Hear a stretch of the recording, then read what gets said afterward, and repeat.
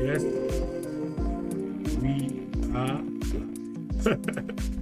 Yes, we are live, and we are on to day 13. Day 13 on redefining masculinity.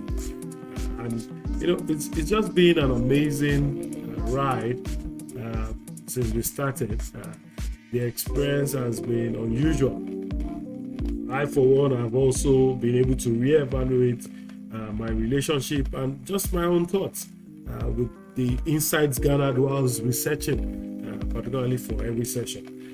I've had people tell me, hey, some of the things that you seem to be dealing with are somewhat alien, right?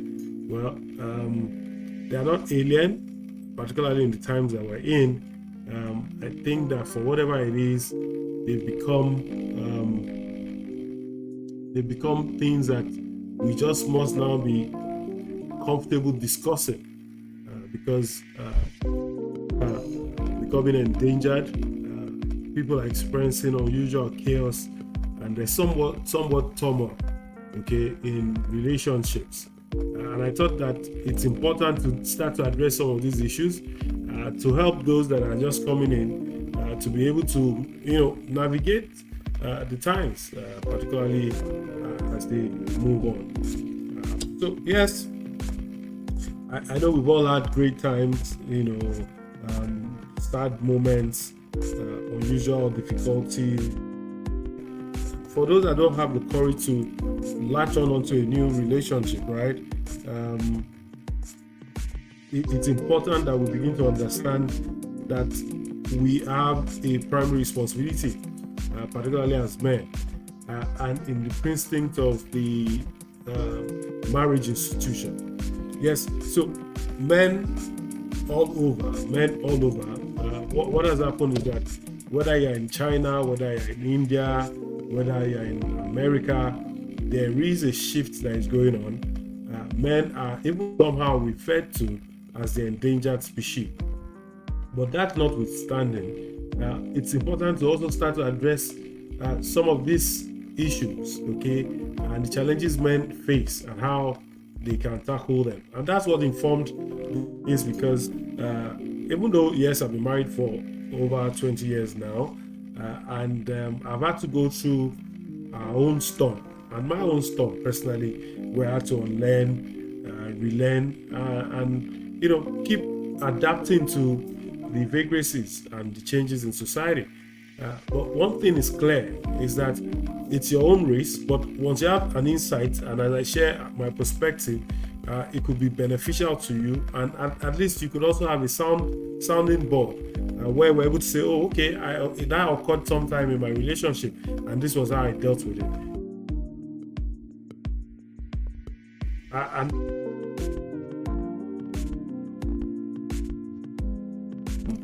I hope that somehow we can truly become better men, delivering unusual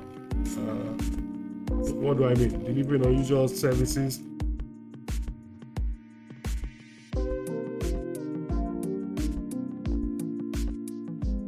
Glitch, but whatever it is, yeah, I think it's better now. Okay, so yes, if you can still see me, yes, then that means we're back. And so, my starting question, the question I'll be starting off today, and I'm posing that, is that do you believe being the provider is still the most important role for a man in the family, or has this definition changed? What do you think men are expected to bring to the table today? There was this era when they would say, "What is the woman bringing to the table?" Oh wow! So you see how times have evolved. So the thoughts around what does a woman bring to the table is soon going into extinction along some lines, right? So the question now is, as a man, what are you bringing to the table? Because now, unlike us having breadwinner, like the sole breadwinner that goes all hunting or goes all out to update the financial situation of the family, that is no longer the case. What we have now is that we have two people working in most cases, and so the issue of a breadwinner, that breadwinner, the only person that is bringing the bread, the dough to the house, is soon become obsolete. So we have a dual earner, so a dual partnership where people are earning across various, and this is not unusual because over the years, men have been, being a man, some of the things that society has imprinted in our minds is that it's synonymous with being a provider. And if you've heard all that we've said from the beginning of this series, is that man is much more than a provider. Is much more than just bringing money. Okay, is much more than just putting food on the table. Is much more than just ensuring financial stability. We're saying that yes, it's important, yes, to be a provider, to be able to, provide some, finance or financial resources. But the role of men has expanded beyond that now, and it won't just be. So, look, in this season where we start to talk about being a man and being a financial provider is no longer adequate. The times have shifted, relationships have shifted, careers are changing, the family structure is undulating constantly. Men are expected to do more than just provide. In fact, if you provide, you are weak.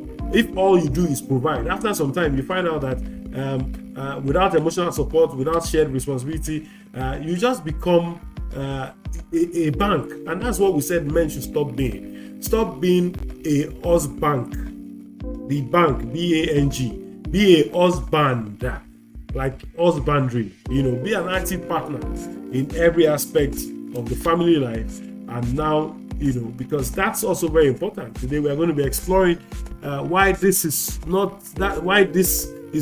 being a financial provider is no longer enough. And we're going to be looking at how we can redefine some of these traits or mannerisms in men in this evolving landscape. It promises to be interesting. If you've been following us, this is a good time to quickly get somebody to join. Now, so today I've told you it's about partnership, and it will not just be about financial provision. And the earlier we get this on, the better. There was a time in my marriage that I was only concerned about the bills. But I got into, like I said, a financial crisis at some point, and I soon realized that I became inadequate when I could not fulfill my financial obligation. It was only when I reinvented myself that I realized I was much more than providing finances. Okay, yes, and it was because society has also shown us that, hey, look, you are the man, and so do you want to wait until you get into a financial crisis before you start to balance some of these things? So I tell people, being a financial provider is no longer enough. The evolving role of men in these times is that we, and because we have, dual incomes and responsibilities and shared goals, the woman is pursuing her thing, the man is pursuing his thing, gender roles are evolving, and the expectation that men are just the sole provider is soon going into extinction. So there's now what we call balanced partnership. Okay, and so manhood today is about partnership and not about financial provision. And I kind of emphasize that. Is that, like, look, if we understand this, then we're on for something great. Another thing is that emotional presence is just as important as financial provision, and that's why you see cases of infidelity in marriages where and even you see all kinds of abnormalities going on in marriages. Why? Because there's no emotional presence. You are not present, and that takes us also to the element where there's no shared responsibility, for bringing shared responsibility to foster, bonds that bring equal partnership, and then that enables you to be able to do something. Now, look, let me tell you something. One of the things I realized with some of the relationships we're experiencing, or even those that are not in marriages, it will shock you that because they are not discussing the issues around the finance or finances, early enough, and they've limited it only to finances, what naturally happens is that when there's no finance, it looks as if there's no romance. Look, can we begin to change the narrative and say, okay, look, as we are a couple, as we get into a relationship, even before the relationship starts, for those about to get into these relationships or get even into marriages, is that define the roles, understand that there will be sharing of responsibility, and that being a man does not limit you to just providing. It doesn't. Please, I need to save some men now, because a lot of you would die in silence, right? Look, don't you die, you just be shocked. The next few weeks, someone is proposing to your woman. Okay, so it's also important that being a role model means showing strength through balance and empathy. So we're saying that the pulse at which once you understand that you are much more than a financial provider, once you understand that you are able to offer more into the relationship, then there's the role of empathy. There's a balance that you also bring into the role, okay, that helps to regulate whether the feminine nature or the masculine nature, and when all of this is working together, somehow these mixtures make a good pot of soup. Lack of better description. We're just saying that two good eggs are better than one. So what are men expected to bring to the table today? Someone may ask. So I'm saying, look, men, bring emotional intelligence. Bring your dynamism, bring your insights. Yes, some of you are champions at your workplaces. You want to bring some of those ideas. You want to support your spouse. You want to bring some ingenuity to the running of the home. Like we passed it on that the woman is in charge of the home. But there are also some things that we could infuse into the running of the home that could also just make it more efficient and effective for the woman and even for the entire household. So we had some funny thing I used to go on. I tried not to get in touch with the artisans that come to the house for a very long time, because we had an ugly incident where we were robbed, and somehow we kind of tended to trace that incident to the artisans that came visiting, and which we did not have proper identity for. So I left that responsibility of having to sift the artisans, to my wife. But I soon realized that somehow things were done shrewdly, and they were not even done, in a proper way that was befitting of the quality of what we wanted. And then I just introduced a group. So beyond the core family group where we're always sharing and guiding each other or integrating ourselves on whatever is going on, we also now have like a maintenance group. And in that maintenance group, we delegated some of the roles. And when we also put numbers, like ordinarily, this was a struggle, because if she wasn't available, or there was nobody on the line, or those guys were not reachable, then they did not have a backup. So, but because we created that system, we systemized it. Those are some of the support I was able to bring, to running the home. Yes, so it's a woman's home, right? But yes, can we bring some of our own managerial skills, our leadership skills to support whatever is going on? So those are some of the things that beyond emotional intelligence that the man is also expected to bring to the table. Now, fathers, more than before, are expected to be fully engaged in parenting and not just providing. So those days where visiting day, you are not there. Those days when it's the first day of the child at school, you are not there. On the graduation day, you are not there. No, so tell me now, then you now grow old and they are not there for you. And then you start to whine. We're saying get involved, be active. Because once we relinquish these roles and responsibilities to our spouses, particularly the women, they become favorites. They become friends, with the children, with the words, to the point where it now becomes detrimental to our relationships. So we're urging men that in redefining masculinity today, it's not sufficient for you to just be a financial provider. If you've limited yourself at that level, remember at the beginning I said, then you are most men weak. Yes, if all you do is to provide money, anybody can provide, even the woman can provide money. If she's empowered enough, she can provide money. Yes, that's what we're saying now. So why are you now making yourself look like a champion? Yes, because look, let's face the fact. The family needs support, the family needs balance, the family needs some semblance of emotional intelligence and empathy that needs to radiate, some control, some regulation, even the masculinity vibes. But much more than that is that, can you be present? Can you be actively engaged, in sharing responsibilities, in being involved with parenting, raising strong kids emotionally? Remember 2 days ago we talked about raising emotionally strong kids. So those are some of the things that we're saying. We're also saying that beyond providing emotional support to your partner is that you are also able to provide spiritual support, social support. You're able to create an environment that just makes things work, and once you begin to understand how this works, you find out that our presence, other than financial, other than emotional, other than social, is a partnership. And that as a partner, it helps to, once you begin to see yourself as a partner, rather than just the provider, it helps you redefine the role and how you play your part. Remember, partnership, it could be 60-40, 70-30. But can there be at least some responsibility that is allotted or allocated across board? Now, I told you, if reflecting on some of the errors I've made in the beginning of our relationship, and how, for whatever it is, I wasn't present, right? For whatever it is, I moved past being present, and then at some point, I had a financial crisis. And it somewhat seemed like, oh yes, my wife was thriving financially.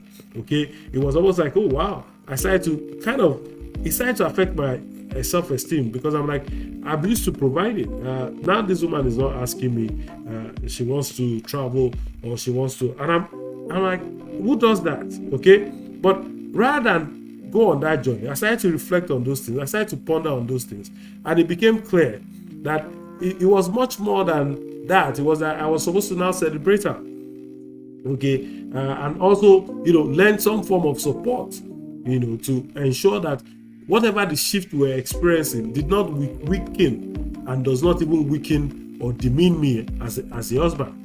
Okay, rather it's supposed to strengthen the relationship with the family, because if you are operating together, as a family in one accord, then it's a team rather than a competition. Okay, what we've noticed around families is that there's a lot of competition, and then it's like A is working at cross purposes with B, and so there's just a friction. But the earlier we realize that we are a team and we are part of a team member, okay, then and only then will you begin to understand this rule. So men bring much more than emotional intelligence to the table. Men bring active partnerships in parenting to the table. Men share domestic responsibilities. I cook, and not because who said that you shouldn't cook? Well, I was raised by a single parent, and for whatever it is, cooking was a norm for me. In fact, I enjoy cooking, and I'm nourished, highly nourished by my own food, just because of I take so much attention to preparing my meals. In fact, that was an initial issue for the first 2-3 years of our marriage, because I just felt that nobody could even cook something as something as delicious and well tuned for my palates. Okay, but as soon as I started to understand that, okay, don't encourage the woman now, we decided to share these responsibilities. So yes, we have people that support in the house and cleaning and all of that, but sometimes you just want to support, and this is what builds equality and respect in marriage. I really cannot tell you how you want to do it in your home. Yes, you probably have your words are all grown up, but can you just play an active role? Okay, offer emotional support for your partner. Being a strong man today means being there for your partner emotionally. Sometimes I fall short of this, but you just must show empathy. You just must show, days that you need to be there, days you need to share decisions together, days you need to be a shoulder to lean on, days that you guys must gang together against the common enemy. Yes, now that's part of it. When one party is oppressed, you guys would, chase put 10,000 to flight. So providing emotional support to your partner is a sign of real strength, and we cannot overemphasize this. So yes, and so I hear somebody say men should do more than just provision. Yes, exactly. Men should do more than just provision. Men should actually be involved in the welfare, and supporting with parenting, with emotional support, with spiritual support, with social support, with psychological support. All kinds of support that is expected, including financial support. Because I know the women are quick to say, "What about financial?" Yes, with financial support. Okay, I've answered you now. Yeah. So yes. So in redefining masculinity today, we people will ask you, how do you redefine manhood in today's world? Look, women, the women that love their men, if you're on this call, send this video to anybody within your precinct. Okay, they just will learn, and if they don't learn, they will learn the hard way. Things are shifting. So one of the ways that you can redefine manhood in today's world is listening to your family's needs. So those needs, we always think that it's all about financial needs. So the child is bullied at school, or somehow a teacher, disparages your child, or the child notices something strange, or the wife is being oppressed, okay, or needs some form of guidance or coaching, and you should be there to support. Are you listening? Are you listening to the things that are being said and the things that are not being said? Can you perceive within your inner mind? Okay, and those are the kind of things that, as you begin to offer this some form of support, that's what you are bringing to the table. You begin to see that your role is becoming more relevant in the life of your family. So listen, right? Not just hearing, listen. Okay, and then how then else can you bring, how can you redefine masculinity? Is by being present with your family.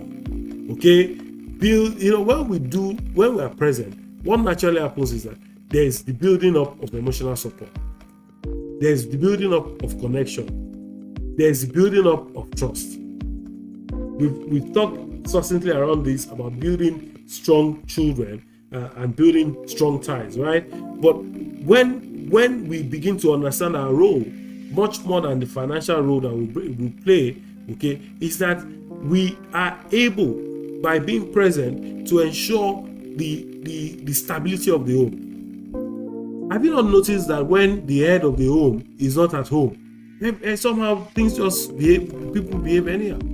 It happens in every instance, whether at home, whether at work, whether even in our nation. If the president is not around and there's no right, how would I put it? Things are not properly handed over. Okay, what will happen is that there will be chaos, there will be conflicts. So we're saying that don't give room for conflict. A lady was sharing with me, and she was saying, look, some men have become lords over their home. They're supposed to be a partner. They're supposed to be a lover, okay, and not a lord, that lords yourself over and you're driven by ego. Tomorrow I'm going to be cracking that nut.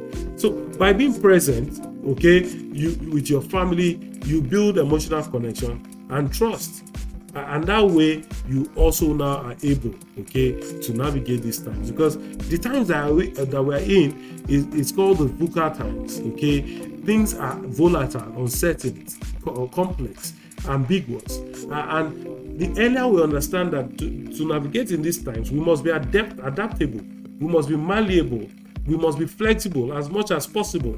Okay, and in all of this, it's about being present.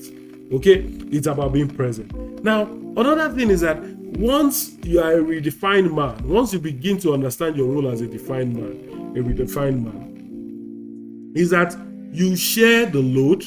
Okay, and because when you share the load, what naturally happens is that there's some form of building of equality. There's some form of strengthening of the marriage. When you share the load, by taking an active role, you're cleaning, you're parenting, almost like I earlier explained. When we share all of these responsibilities, we are fostering respect, a sense of belonging, mutual respect, and understanding, and strengthening the relationship. We are also going to serve as a model of balance for our children. Because so if you look, okay, my children are in their hostels, okay, and for whatever it is, they have to take full responsibility for themselves. Now imagine the guy that does not know how to cook.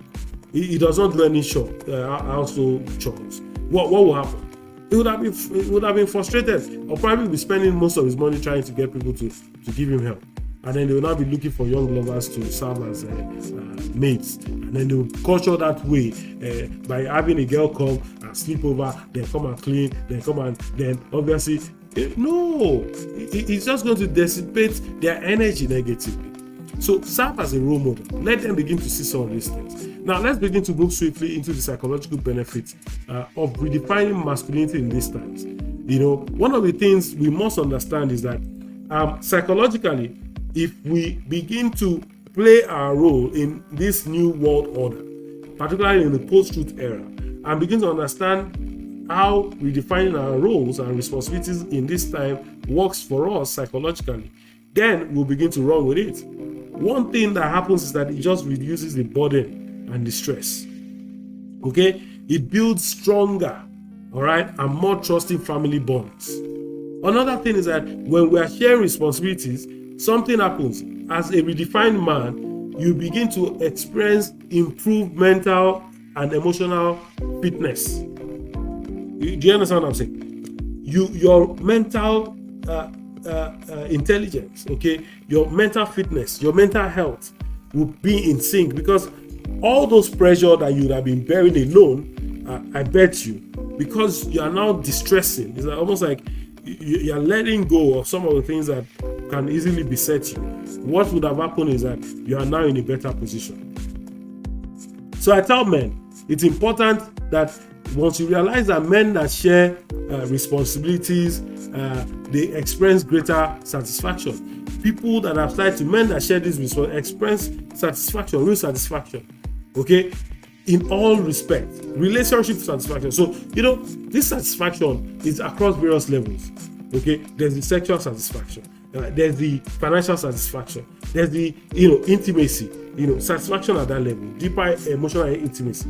But even for the relationship, there's the satisfaction of being in a relationship. A lot of women are in those relationships and they're like, I'm tired. That means that there's no satisfaction. There's no satisfaction. So we're saying that for men, brew up the satisfaction level. For women, support the men to also brew up the satisfaction level. And another thing that I realize is that sometimes why men hold strongly to being a financial provider is that they lose, or they have a fear of losing their identity, because that's the way they've defined themselves as a provider. So, you must step away from this traditional role of sole provider, because once you start to step away from it, you soon realize that your identity and your purpose is further reinforced and discovered. So today, manhood is no longer defined by how much money you earn. If you go on that journey, you are going to be a loser. Because a woman can be at home, she might even be doing trading, she might be doing something else, and she's earning times 20 what you are earning. You will just struggle and kill yourself. It's about how well you build your relationship, how well you present who you are with your family, how well you contribute to the emotional and mental well-being of your family, that determines your role, your significant role in that family. So let go of this idea, that I want to be the sole financial provider. What if you are ill? What if you had an accident? Embrace the fullness of what it means to be a man. And what does it mean to be a man? It's beyond just providing financially. It's about providing emotionally, mentally, socially, spiritually, and in terms of even intimacy. So real manhood is about building strong relationships, not just providing financially. Somebody will say, okay, you've talked about various perspectives. And I can bring the perspectives of even the Bible. The primary admonition, and that's one scripture that, if you like, you can argue from tomorrow to next tomorrow, is Ephesians 5:28. It says, husbands are called to love their wives as their own bodies. That he who loves his wife loves himself. If whatever you are doing to your body, He's saying this is the way. Like, if you cannot go and start pontering your body now. So obviously you can't be going to go and beat your wife. You can't poison your body. Then that means you can't poison your wife. You can't slap your body. That means you can't slap your wife. You can't cause your body pain. That means you shouldn't cause your wife pain. You should be able to offer emotional care, love, and support. And just understand that, look, this thing, even with scripture, whether with the Quran, with even the Buddhist free thinkers, is that the things we are talking about is to you are a lover, you're a leader through love. You are not just a provider of material things. You are a leader through love. And until the moment you begin to understand that being the provider is no longer enough to define manhood. I don't know who can help me type, but let me quick. It's no longer. It is, it is no longer. It is no longer being. It is no longer. Yes, I can tell you, being the provider is no longer, how to define manhood. It cannot be. It cannot be. It cannot be. If you say it is, I'm telling you, it cannot be. It cannot be. So, guys, look. In discovering masculinity today, one of the things I want to urge us to, and I've just typed out something now, and I'm going to read it out for us to see that redefine what it means to be a man by embracing a role that goes beyond financial. Beyond financial provision. That includes the emotional, mental, and physical well-being of the family. I think it's a good place to stop, and I hope that you're able to join us tomorrow as we take on this discussion on, what your successful wife wishes you need to know. So tomorrow we're going to be talking about what your successful wife wishes you knew. Okay? Because that they will succeed is a must. In these times, women will also succeed. You will succeed. And tomorrow we will be going into that. But yes, I hope that you are able to have gathered some insight, shared with people, and let more people come on board so that we can take these conversations further than just the screens of this, the screens of YouTube. But we can start to apply it in our homes so that it can begin to affect our families, affect our society, community, indeed our country and our continent. That men ought to be redefined. I have had a great time just sharing my thoughts. I hope you have, and I look forward to seeing you tomorrow. Please click the share button and also subscribe, and I look forward to your comments. Thank you for joining, and have a wonderful evening. Bye.